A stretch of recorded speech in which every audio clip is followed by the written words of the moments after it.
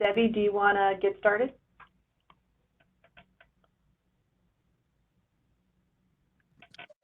Good morning, everybody. Welcome. Happy beginning of March. Hopefully we see some sun here in Albany, so hopefully that means spring might be on its way. Who knows? Yes, we wanted to talk about the statewide system support, statewide SUD system support application and the funding. We've been reporting on this at the previous provider calls. And we said that we were continuing to try to make funding available. And so we're happy to say that we believe we'll be able to fund all applicants, which there is about 100 applicants that came in within the time frame allowed for that application. And we have been reviewing them on a first come, first served basis. We're funding them under the SAPT Supplemental Grant number 1 initially. But in identifying, funding source, first, let me say, under SAPT 1, we are able to award. Now, originally, this request for application was set to award first come, first served up to $20 million. So we were able to make more funding available under the first award. And we've made about $26.3 million available. And we've been able to execute $24.9 million into contracts. We've got about $30 million more to just finish up with executing those contracts with those providers. But there's, more applicants that we really wanted to, as we review them, be able to award them funding. So we identified money under SAPT 2 supplemental award. So those contracts, for SAPT 1, for the ones that have been executed and will continue to be executed up to that $26 million mark, is money that is available all the way until March of 2024. And so if you might recall that originally the funding under SAPT Sup 1 was going to end this March 14th of 2023. We got the no cost extension. And so for the statewide SUD system support, since that was the last initiative we made available under this funding, we were able to put that immediately under the no cost extension so that everyone who's receiving this award gets it until March. The SAPT 2 award is under a different time frame, but we will give everyone the same amount of time to be able to have access to those funds. But it's just the way the award was awarded. And so actually I'm going to call on Nat because I just want to make sure I get the time frame for the SAPT 2 contracts that will be awarding this funding. What will be the time frame for those contracts? Could you please remind me as well as everyone on the call? From September 1st, 2021 to March 14th, 2024. So they're starting a little bit later, but they're ending on the same date. March 14th, 2024. That's for SAPT 2. Yeah.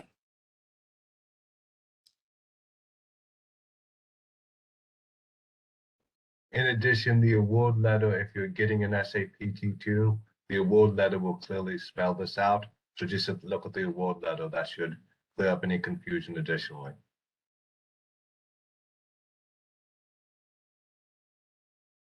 And that was, our update, just because there is a slight little difference related to the actual federal grant award itself that will be funding the second half of awards that we're making for this initiative so that we make sure that everyone who handed in a viable application is able to get access to this funding.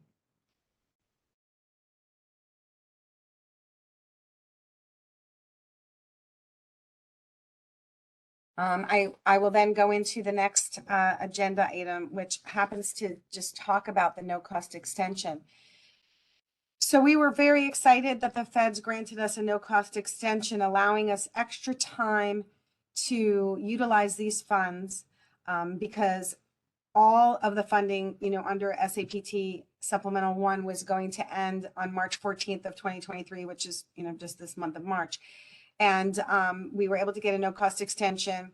And we have talked about this on numerous provider calls and talked about which initiatives we're receiving, how many more additional months. And so related to that, there are 385 contracts that we were able to amend and send out extensions. And so we received back, which is fantastic, 333. So, but out of that 333, 18 of them have, some issues. 52 there we haven't received at all. So we've executed 315 contracts related to the 385 that we sent out. So we are at 82% executed. But let's remember that for those that have not been executed with their no cost extension, your contract will end with us and your ability to spend these funds on March 14th, 2023. And so I will definitely say that the providers that have mobile medication units, have funding for mobile medication units, OTPs, prevention community coalitions, and paid prevention internship opportunity, all of those have been executed. So those providers we know have all accomplished what they needed to accomplish, sent us back the contracts with a notarized signature, and we've executed those contracts. Where we have not had complete no cost extensions received, and so we couldn't execute everyone's, is there's 256 contracts that combine. Some providers have had a combination where they've had a workforce, a stabilization, a primary infrastructure, and a youth clubhouse funding from all those initiatives. So there were 256 of those. 200 have been executed, but 56 have not. Tribal youth clubhouses, there were 4. We've only been able to execute 1, so 3 are outstanding. Medication delivery system, out of 23, we've been able to execute 20, so 3 are outstanding. Comprehensive integrative outpatient treatment programs, out of 12, we've executed 11, so there's 1 that's outstanding. Transportation care coordination, out of 31, we've executed 27, so 4 is outstanding. Street outreach, out of 14, 11 have been executed, so there's 3 that's outstanding. So we raised this to you today because if we don't, maybe some of you have sent them in and it's not executed because we've reached out to tell you that, something needs to be updated on your vendor responsibility, or your information is not updated in Grants Gateway or the charities website. So there's, 3 areas that if you have sent us back the amended contract that we had sent you, and you sent it to us with the notarized signature, we've reached out to you to say there's these other issues that are preventing us to be able to execute your contract. We need to work those out. And then for those of you who haven't, if you're one of the 52 where we've not heard from you at all, not received anything, we're hopeful that either that means you've spent all your funds, or hopefully it's not because you just haven't sent it back to us and you're going to lose the ability to spend the funds. For those that we do not do a no cost extension, contract, if that is not executed before or by March 14th, then that means that your expenditures will have to be submitted to us for reimbursement by April 28th, 2023. So that we can close out, all of the funding related to your initiative. And also, if you didn't have expenditures that spend down your advance, then we would need to recoup the, that portion of which that you didn't have expenses for. So we're really hopeful that you will be able to get us this information. Nat, is there anything else you would like to add related to that information? I just want to make sure I gave as much as we were able to provide. The one thing I would also add, there's a possibility, there's always a mistake on our end.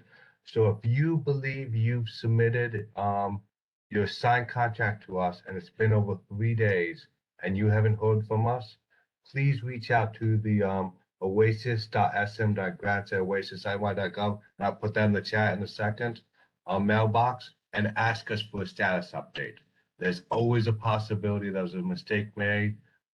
If it's been more than 3 days, if we send you an email and you're waiting for VR and you know why we haven't done it, then of course we know what's going on there. But if there's any confusion, I'd rather get 50 emails that we don't need than miss 2 emails that we do need. So please reach out to that mailbox if there's any confusion on the NCE. We're really there to help you. And I'll put the mailbox in the chat in just a second.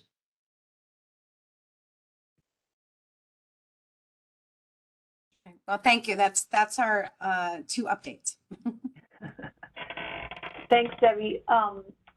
Two folks, if you have questions as we're talking, please feel free to enter your question into the chat. We will go through any questions that are posed there during the course of this meeting.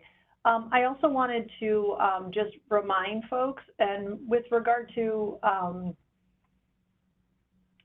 the contracts and the expense reports and so on, always, a great rule that I think I'm going to start trying to follow more is as soon as it gets in front of you to sign it, take care of it, send it back. And, similarly with the expense reports, we encourage folks to be submitting expense reports when you've had expenditures as frequently as on a monthly basis. And it's super important, even if you're in receipt of a no-cost extension, remember that it is super important to submit those expense reports.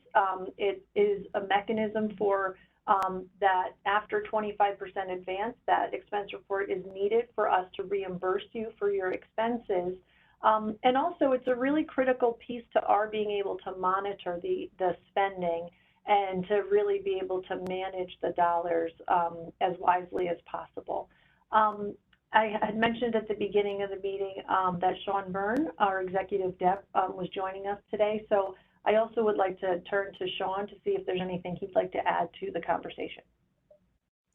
Thanks, Connie, very much. So I did actually ask Connie if I could just speak on the point of expense reports on this call. It is something that we mention on virtually every call, if not every call, and it's critical. And the irony is that there's 87 participants on this call. I'm suspicious that the participants on this call are probably the most responsible people in terms of administering their funding. That's just my suspicion. Do you ever notice that the really good students always went to the professor's extra class for class review before the exam every year? Well, that's sort of what this conference call is like. But in case you haven't been submitting expense reports on a monthly basis, please, please, please make that a priority to do. Take it back to your executive leadership team in the agency where you work, and make sure to reinforce to them that we need to submit these expense reports monthly, even if it's a small amount, because what it'll do is it'll actually save you work. If you spend $500 on April 10th and then don't submit an expense report for that includes that 500 until June, and you put it in the June expense report, we're going to have to kick it back to you and ask you to please break the 500 out and put it in an April expense report. We don't want to do that. It's just extra work for you, extra work for us, and that's the last thing any of us need is extra work. So if you would just be sort of vigilant about getting them in. The other really important thing is it helps us spend all of the available money. And that is something that's very, very critical to us. With all of the challenges that our system and our providers have, we don't want to leave a dime behind if we can. And so if we have really good up-to-date expense reports, we're going to be able to make sure that we're maximizing the spend. If we don't have up-to-date expense reports, we're going to run the risk of not being meticulous in seeing that all the spending happens. You get the point. No need for me to overemphasize it. Thank you, Connie. Appreciate it very much. Thanks, Deb. Appreciate it very much. Thank you, Sean. So I know that a couple of questions have come in to the chat. Taking this first one, there's a request for some clarification around dates. I know that Debbie and Nat had presented dates for different initiatives under SAPT Sup 1 and the no-cost extension. At the same time, Debbie also mentioned the Stabilization 2.0 initiative that is utilizing at this point SUP $2. So for clarification, stabilization, workforce, and primary prevention infrastructure have an NCE extension until, Nat, I'm going to pivot to you. I want to say 6/14/23, that got a 3-month extension. So 6. Okay. So until June 14th of 2023 is the extension period for stabilization, and that would be 1.0. So that's the initiative that we released, one of the very first initiatives we released under SUP 1. So that applies for the stabilization 1.0, workforce, and the primary infrastructure package. When there was a mention of 3/14/2024, I believe that was in reference to the stabilization 2.0. Which officially was called Statewide SUD System Support. So just to say that was the most recent initiative that we released, and was the full long title. And I very much appreciate the fact that there are so many dates, there are so many funding streams, there are so many initiatives, there are so many contracts. I know that it's a lot. For me, it's a lot to keep track of and keep straight. So if you have any questions at all after this meeting, please don't hesitate to reach out to us. We have our COVID funds mailbox, and then we also have the grants mailbox. We're here to provide any support or assistance or clarification that's needed. Another question asks about SAPT Supplemental 2 funding, and with regard to those awards, is there an actual application process for that? So we do continue to post RFAs using SAPT Supplemental dollars. I believe we have at least one prevention initiative that's open right now. And in terms of the use of SUP 2 funding, there will be a combination of things happening with those dollars. There are initiatives that were started under SUP 1 that we want to continue funding for multiple years, in which case we are going to utilize those SUP 2 dollars to keep those initiatives supported through September 2025. In other instances, we may have short-term projects. One thing that comes to mind is with media campaigns. So those are something that tend to be short-term, but we are utilizing both SUP 1 and SUP 2 dollars for those. So if there are, or when there are opportunities, funding opportunities, keep in mind that we always post to the OASAS procurement page. We also post to the SAPT supplemental funding page on our website. And we do always send out an all provider send with regard to any procurement that we issue. So, always take a look at those email communications that are coming through from the OASAS Communications Office.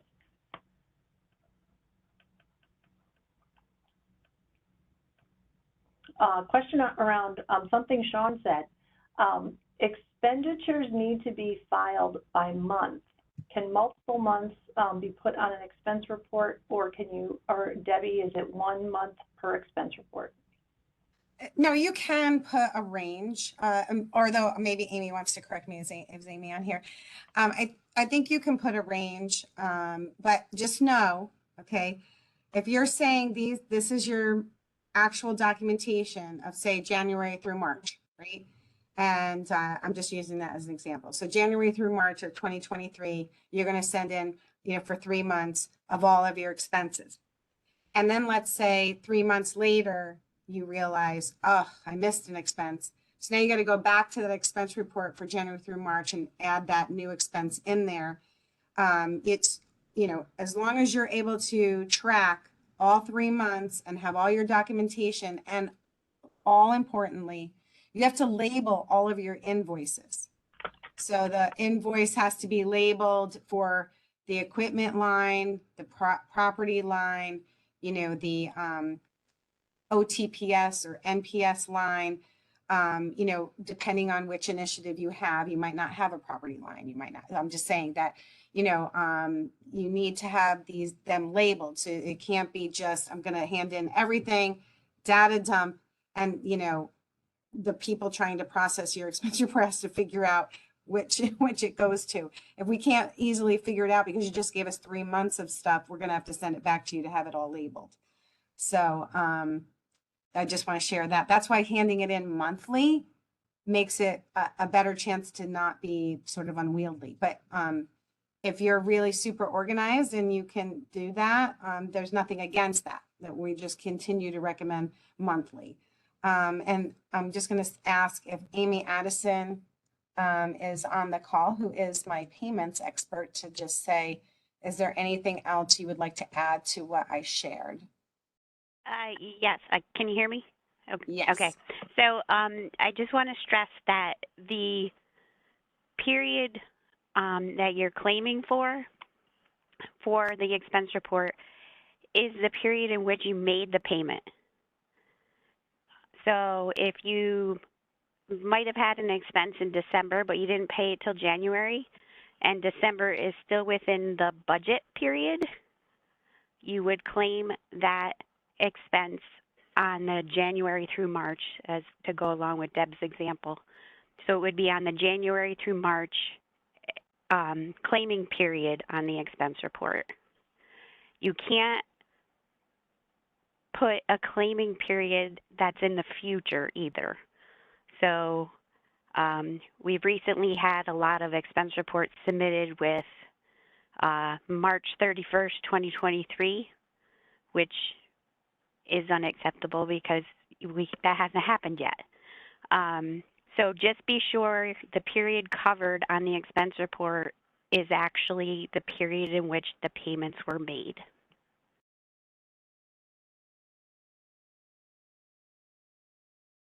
I see a hand. Emerald, did you have a question? Yes, I do. We had submitted and received an extension to June 2023, and I had already submitted my expense report before we had got the extension. Do I need to resubmit those expenses on the new expense report that has the extension date on it?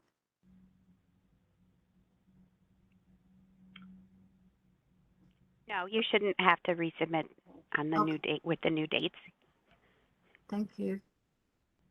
Thank you for the question, though. That was a good clarifying question. Yep. Very good. And it sounds like you have spent the money, so that's great. That's terrific. Yes, 80% of it already. Terrific. That's great. So I just want to circle back, and I had mentioned that there were, I thought, one prevention initiative that's currently open. Just for folks to be aware that there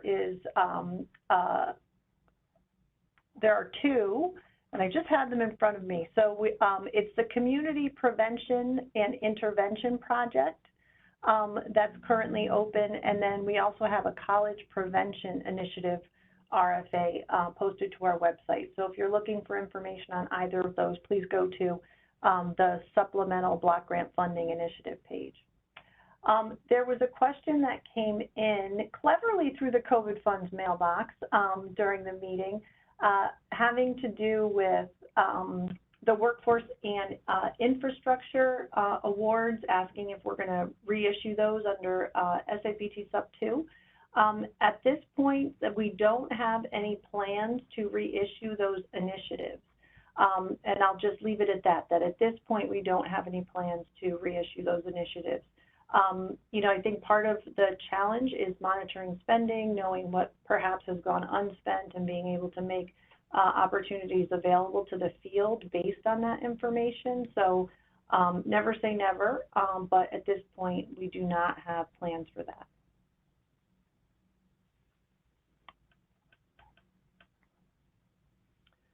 A question that I think is a good one with regard to the interface between Sub 1 and Sub 2. So know that, as I mentioned earlier, if you received an award under Sub 1, whether or not for how long the initiative is going to be supported and potentially using Sub 2 dollars is dependent on the initiative itself. It depends on the scope of work. And that is something that your SMEs and project management staff will be talking to you about, or you should be aware of. But if you have any questions, again, COVID funds mailbox is a great place to go. Other questions that folks have? Oh, Debbie has something. Thank you, Connie. I did want to say, someone had shared a question in a private chat, but I think it's a really great question. So I'll just share that.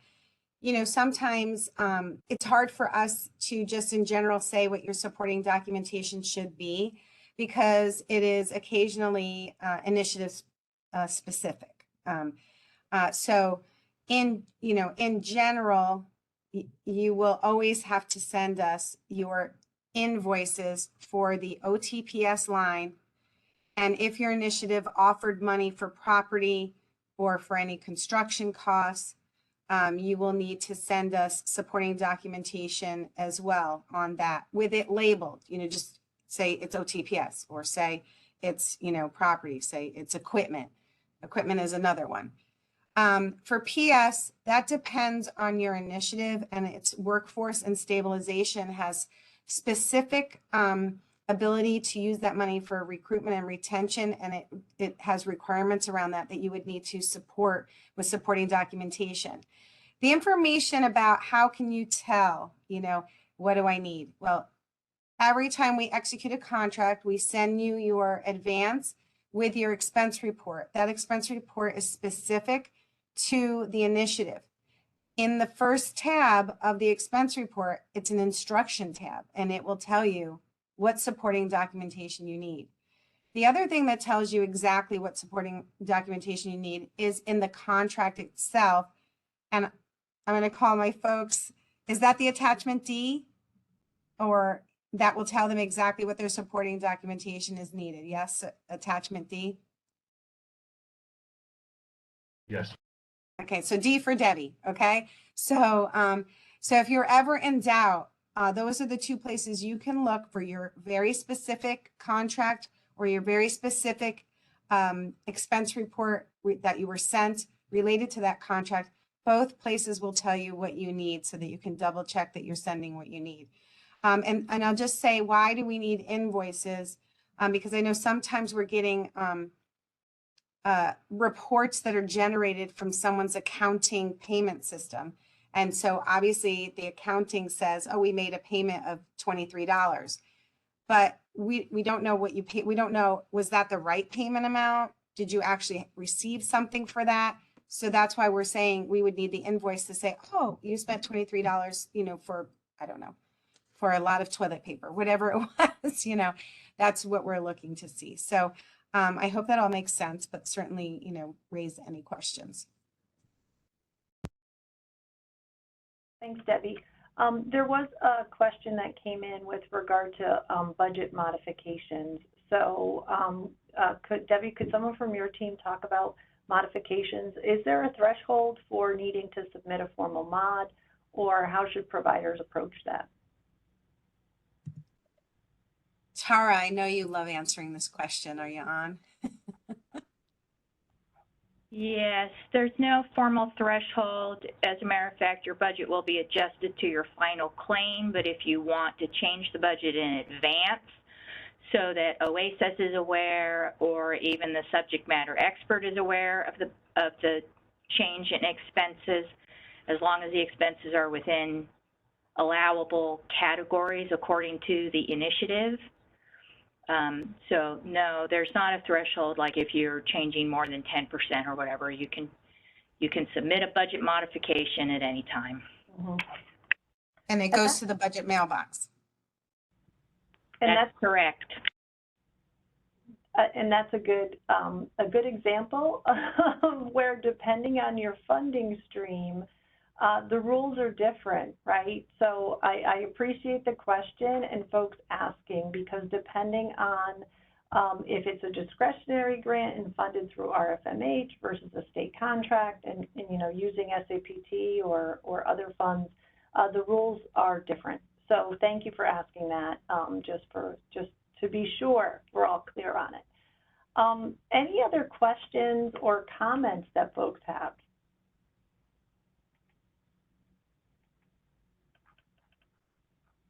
I hope that folks continue to find these monthly check-ins helpful. You know, I appreciate the time to circle back with everyone and answer questions as many times as we need to make sure that folks have the information they need and they can get it right, if you will. Debbie, did you want to say something else? Yes, and I totally apologize if this got said. But I know this question came up during another provider call, and I see that it did come into the chat. So I did want to say, we do know that, you know, because we're having it too, that there's staff changes that happen. And so sometimes people are not sure if they have an award, if they have a signed contract, or they see bits and pieces of conversations and they're trying to catch up. Please don't hesitate to send us information on your question to the COVID funds mailbox. Connie kindly put that COVID funds mailbox into the chat, but please, in your subject line, because it helps us discern, you know, and answer your question faster, put your provider ID number and what initiative you might be asking about. Now, of course, you might not know, right? So that's okay too. But if you can give us your provider number, it helps us look up what might be funded for you guys. So appreciate that. Yep, thanks, Debbie. James Hollywood, you have your hand up. Yeah, thank you, Constance. So just want, I don't know how I got invited to this meeting, but I did, and I clicked on it, and I'm glad I did. But just know that we probably have to get our COO and his staff in this call. So are these being sent out through the OASAS listserv? How does this message get out to people, so I can make sure that if it's monthly, we get the right people on the call? Sure. So, L'Oreal, do you want to respond to that? I think our meeting information is posted to the webpage. Yes. So the meeting invite is posted on the webpage, but in addition to that, it goes out on all provider send. So if your information or whoever from your agency is not updated in the, I'm going to say the acronym wrong, PDS, is that right? Right. In right. the PDS, then that individual will not receive an invitation. Same goes as if you are no longer the contact for your agency, we'd want to get that updated in the provider directory system so that we make sure that the correct person gets the invitation. And that's who the meeting invite goes out to every month when it's sent out. Excellent. I'll look at the PDS issue, but you said it's on the landing page, OASAS? So after the meeting has been recorded and the questions and answers have been developed into a document, we then post that on the website. So the meeting itself is not posted on the website prior to it occurring. Excellent. Okay. Thank you. And I did just drop the SAPT Supplemental Funding Opportunity web address into the chat. Know that that is where we have our announcement section, we have our timeline, information about both open projects as well as projects that we've awarded up to this point. the info sessions section, if you continue scrolling, you'll see that you can catch up on past sessions and access the recordings for those. And then two, we do post a question and answer document after each of the meetings. So, you know, when you're looking for something to do in the evening before your favorite show comes on, you can head over to the Q&A documents that date back as far as actually the fall of 2021. Oh boy, we've been doing this for a while, everybody. But date back to the fall of 2021, you might find some good answers to questions, common questions there. But two, additional information on the award itself, the two of the block grant awards that support this effort is also available on that page. Other questions that folks have, it's only 1:40. We're scheduled for an hour, so we have time if folks can think of anything else that they want to ask. Of course, I don't want to take more time than is needed. James, your hand is still up, so I'm not sure if you have a second question or if it's up from the first time. Okay, I just wanted to make sure that I wasn't passing you over inadvertently. Any other questions? So it sounds, you know, I know it sounds like, oh, 2025, this funding ends is a ways off, but it's not, folks. It's a year and a half away. I can't even believe that I'm saying that. It's only a year and a half away. So again, we really want to make sure that we fully utilize this funding opportunity that we have. We don't want to leave dollars on the table. So, you know, do your best in terms of, you know, helping us and help you make full use of those funds. With that said, I don't see any other comments coming in. I see a couple of smiling faces, so I'll take those. And I will wish everyone a great rest of your day, and look out for the invite for the next meeting.